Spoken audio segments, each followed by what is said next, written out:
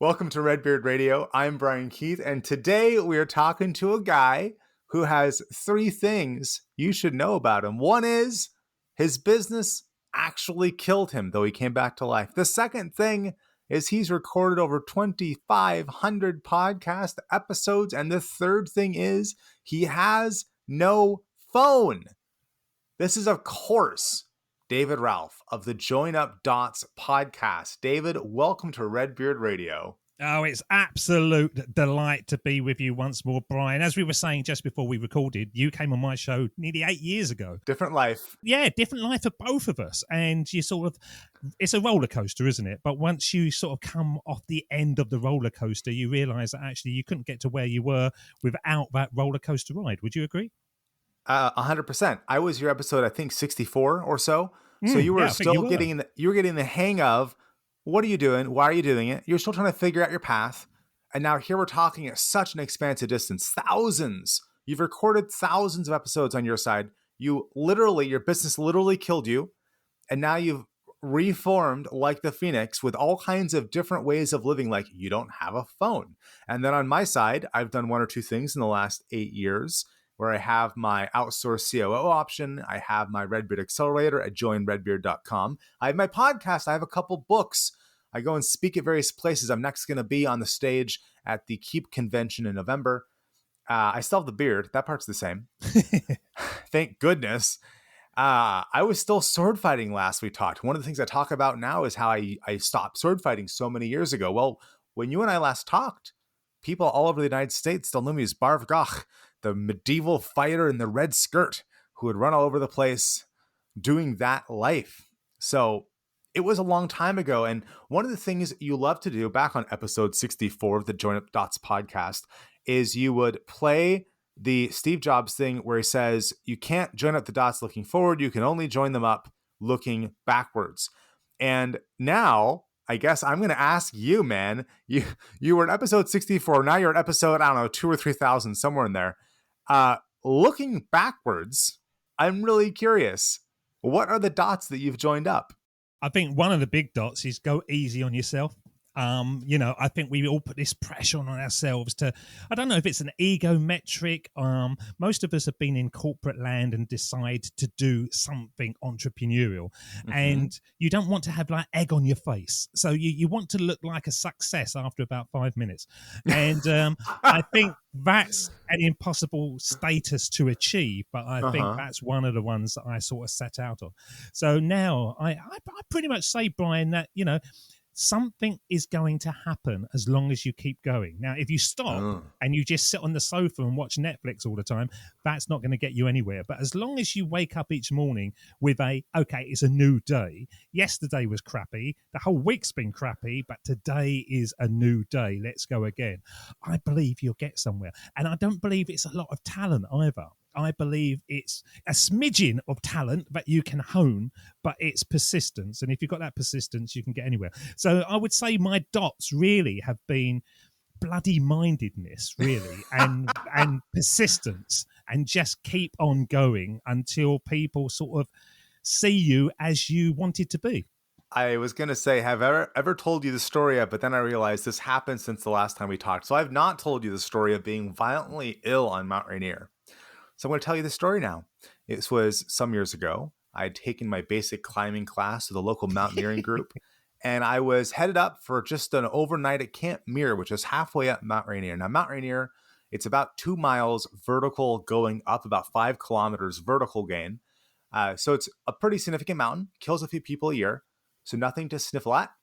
And I got ill. I wasn't vomiting on my way up, but even going up to 10,000 feet from where the cars were at around 5,000 feet, I just got slow and I was just feeling bad. And I was just slow. And here's the metrics. It takes about 5 hours, if you're in good shape, to get from the parking lot to Camp Muir. If you can do it in 4 hours or less, you're in great shape. If you're doing it in more like 6 hours, something is wrong. Well, David, it took me over 7 hours to get there. And the rest of the team had gone ahead, but one guy stuck with me. And what he said to me will stick with me for the rest of my life. He said, Keith, I'll climb with you any day because you don't bitch and you don't quit. Yeah. And he said that as I was walking painfully slowly, like half step at a time. I wasn't stopping, but I was having a hard time. Well, later that night, I was dry heaving for hours. I was shivering in my sleeping bag. A stove actually exploded in the hut we were in, and it filled the hut with smoke, but I didn't notice. I was just asleep. They threw out a flaming, exploding stove past my face, and I did not wake up. I was so out of it, they considered carrying me down the mountain to keep me from dying. Is that how you lost your hair? What was it that it was a stove accident? I assumed that was through heavy living as a I don't even have a good response to that. Because I'm Scottish, David. You should appreciate my heritage, man. You're not Scottish. You don't sound anything like Scottish. Well, there. Well, don't you know the story of the Keith clan of Scotland? Oh, yeah, the famous ones, When yeah. Oliver Cromwell had conquered all y'all, the last place to resist him was Dunkirk Castle, under control of the Keiths, near Stonehaven, about an hour south of Aberdeen. And we said, no. And Cromwell said, screw you, buddy. And he eventually brought up cannons and blew holes in the castle walls until he gave up. But in the meantime, some of our washerwomen were able to go out to forage seaweed so we didn't starve, and they managed to smuggle out the crown jewels of Scotland. And that's why those still exist, because of the Keith family. I love the fact that Oliver Cromwell says, screw you, buddy. He's gone up in my expectation. He really has. I may be paraphrasing. Well, much like my ancient ancestors, it's just don't stop. And there's a lot of things. Now, of course, you can be going down the wrong path. And I imagine in over 2,000 episodes, there have been times where looking back, you'd say, oh, that was the wrong path. Being bloody-minded there was not good. Am I right? No, I don't think so, actually. Really? I think this is the interesting thing. You know all this old rubbish that they say right at the very beginning that an entrepreneur is the person that jumps off the cliff and makes the parachute as they're going down. Uh-huh. I think that is the wrong path to do. I think the right path is walking forward, but looking at how much of a runway that you are building behind you. And if the runway isn't there, what do you do to make the runway? So I did a lot of sort of other stuff that perhaps wasn't part of the journey as such, but made the journey easier. And so I don't think I was ever on the wrong path, but I do think that I had a leg in one path, a leg in the other. And, it was like multiple paths that were converging in the same direction, if that makes sense. And little by little, I can remember doing certain things that literally I was bending over for like $50. I look back on it now and I think I wouldn't dream of sort of doing this, the things that I was doing back in those days. But it was just a way of saying, okay, I've made it through another week. I've made it through another month, and it's that persistence again. So, no, I don't think I was ever on the wrong path, but I think that I had to grab other paths to make the path continue, if that makes sense. Well, didn't you actually die somewhere in there from what you're doing in your business and pushing yourself too hard? Yeah, but that was more, and I don't, when I died, it wasn't like a Jesus thing.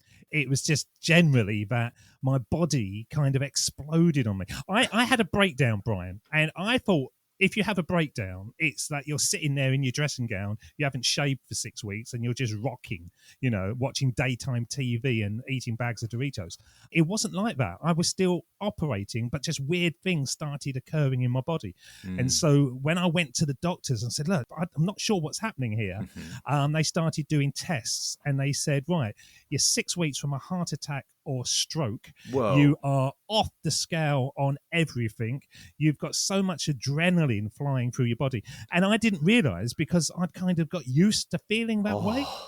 And it's all right to say calm down, but it's almost impossible to calm down when your body has got used to it. It's like a drug, and I used to feel like I was fizzing, and then my hair started falling out and my skin started to go grey and flaky. And I say to people now, anyone who's out there that goes, oh yes, I'm close to burnout, I just think you're an idiot then. If you are close to burnout, I've been 4 years now and I'm still working it out of my system. So I didn't exactly die, but part of me died, I suppose. And that was the part that was just obsessively pushing forward, obsessively trying to get to the top of the cliff so that I could have this promised land of floating around in my special underpants, not doing anything on a Tuesday afternoon and a Wednesday afternoon while everybody else was. And now I see entrepreneurship as much as a job as anything else. And the idea of sitting on a beach with a laptop, it's kind of doable, but I think it's a myth as well. And I think I bought into that myth. Man, I want to go to your weekend retreat where you expound on these ideas and walk us through all the transformation without any of the pain. It's a nude retreat, Brian. You have to be open to that. Fair enough. But if you're okay on that. No, one of the things I did was I looked at my whole business and thought, actually, what do I need to do to be successful? And I thought, well, basically pay my bills. So I looked at my bills and I thought, right, okay, how can I reduce my bills, first of all, so I'm not having to earn as much? And that was a wise thing I did. So I kind of stepped away from the business and I looked at my overheads, even things like, household insurance and electricity bill and all these kind of things. And I thought, right, how do I reduce those? So I worked all the way through those. And then that meant that I didn't have to work as hard to pay the bills because my outgoings wasn't as much. And then I started learning to say no to everybody. Now, when you start a business, I think you'll agree with this, there is that kind of ego when somebody comes up to you and says, hey, Brian, I want you to be in a virtual summit. And you think, oh, somebody wants me to be on a virtual summit? Oh, brilliant. Yes, I'm going to be there. Oh, it's going to be so exciting. And after a while, you realize that the only people that gain from that is the person asking you to be on the virtual summit. Everything else is just like extra work. So I started saying no to everything. And it had a weird thing that the yeses, when something came along that I really thought would work, I had the space to do it. And that became part of my business strategy. Just say no to everything, because then you can really see what is useful. Like when you came along and you asked, I thought, yeah, brilliant. I haven't spoken to Brian for ages. There was a time that I would literally go to the opening of an envelope. Anybody that asked me to be there, I would be there. And by saying no, you will earn exponentially more money because you're focused, you understand your value point, and people out there look at you and go, I want what he's having. I want to operate like that. And it was a business that kind of found me, really. So I spend a lot of time working with quite high-powered corporate guys and entrepreneurs that have creative business and success that is wrapped its tentacles around them. And I basically tell them to, switch off their phone for 3 days. Oh, no, I can't do that. I can't possibly do that. What happens if, and just accept things will happen if you're not there. You don't have to have your finger on the pulse all the time. And so that's sort of where I got to. The burnout was, looking back on it, was a brilliant thing for me, but it was terrible at the time. And it's been terrible for about 4 years. There's so much to unpack from what you said, and I feel like you've at least described 4 different books that you need to write. Do you have a book yet that people can buy if they love your style? The only book I have is Podcaster's Mastery, Defining Your Celebrity by the Power of Your Voice. It's a sort of behind-the-scenes look of actually what happens with a podcast, not how to actually launch a podcast. But other than that, no, I haven't. I have 2 book offers for you that, yes, I'm going to make live on a podcast because that's how I roll. One is that I helped a friend write a book once where she was a social media consultant who said, I don't have a system. Everyone's individual. And over the course of 7-hour-long Zoom calls, I teased out of her all of her systems that she claimed to not have, that she actually had because she was a professional. And then that was the first half of her book. And then she went and wrote the other half on her own. Now that she had the first half that was really how she practices her craft. So if you wanted to write a book and you wanted someone to interview you and then I'll get it all transcribed, let me know, because I would love to help you write your second book. I will let you know, sir. I will let you know. But then again, I'm programmed to saying no, you see. I love saying no. Saying no is fantastic. So yeah, I will appreciate your no. My other thought is that there's this guy, Joshua Lysick, who he is a ghostwriter where he does sort of what I did for this friend, but he has a much more developed system around it. He helps people ghostwrite books that sell courses and get people to take action on things. So Joshua Lisec, Lisec, is another option for anybody listening who says, I really ought to have a book. And also, I don't have time to write a book. I think I interviewed him. The name rings a bell. I'm just Googling. Oh, yes, I did. Yes, I did. You've interviewed over 2,000 people. So at this point, who have you not interviewed? My mom? No, actually, you probably did interview her. I don't know. No, I took her out for dinner one night, and she was delightful. She really was. But no, it's one of those things now that I get thrown so many names at me. Yeah, and some of them are just like absolute blurs. But yeah, that name, there was a penny drop in my head, and I thought, yeah, maybe I did. Maybe I did. Fascinating guy. There's a Redbeard Radio interview with him if anybody wants to go and learn more about Joshua Lisec and his whole ghostwriting thing. So I'm curious. You've developed your skill of saying no. You're 4 years post crazy burnout, and you're still deprogramming yourself from that. What's next in the life of the legend David Ralph? Well, one of the things that I've been fascinated with joining up the dots to create a product or a program that really does teach people how to create money online and create a business that actually operates. It joins up all the dots between getting the idea, creating the offer, honing the offer, finding the traffic, making the market. And there's nothing out there. I don't see anybody out there that really is bringing it all together.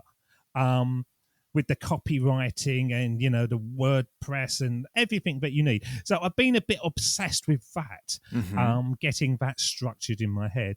But bottom line, I quite like going around my garden weeding it. I like, just pottering around. I like living a life away from the internet because you can get sucked into a world that isn't healthy. And that's one of the things that I did as well. Back in the day, I decided to delete all my Facebook profile, Instagram, Pinterest, LinkedIn, any social media platform. I don't go anywhere near them. And funnily enough, people come through to me more and more, and they say, oh, it was so difficult to find you. I think, well, it wasn't that hard. You just go to joinupdots.com and you find me. But they seem to think that you're going to be in all these weird settings.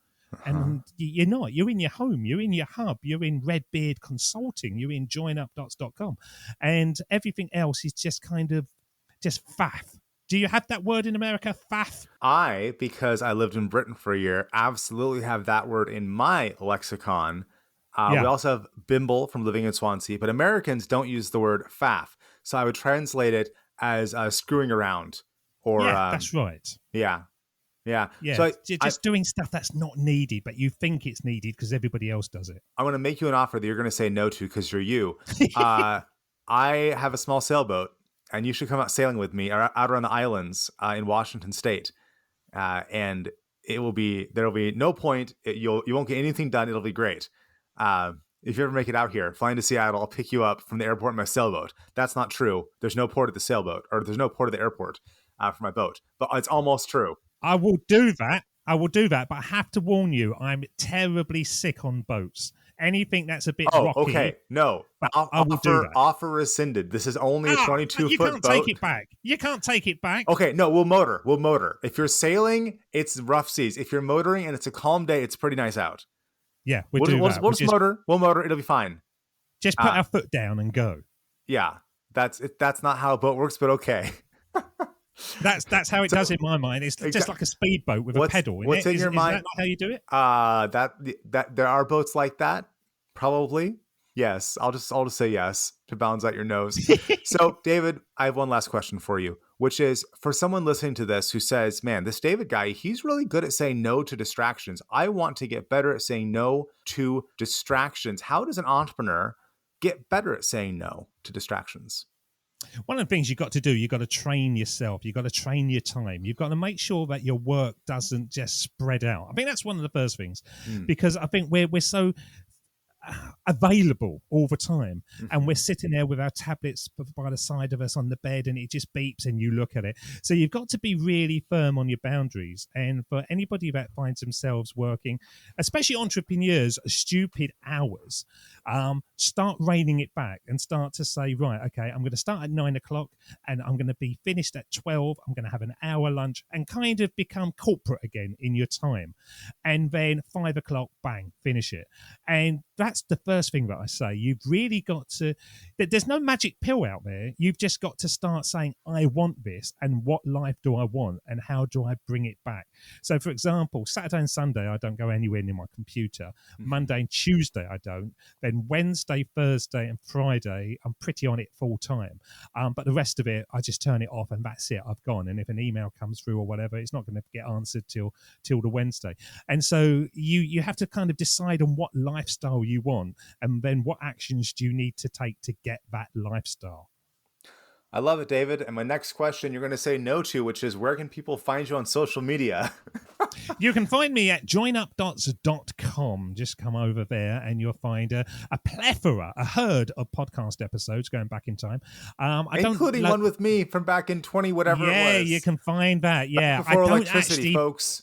Yeah, I don't put all of them on my website, but the majority of them are on my website.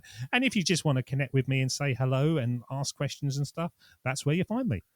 Wonderful. David, thank you for being on the show so much, and I look forward to our sailing trip. I enjoy throwing up all over you. It'll be a delight, sir.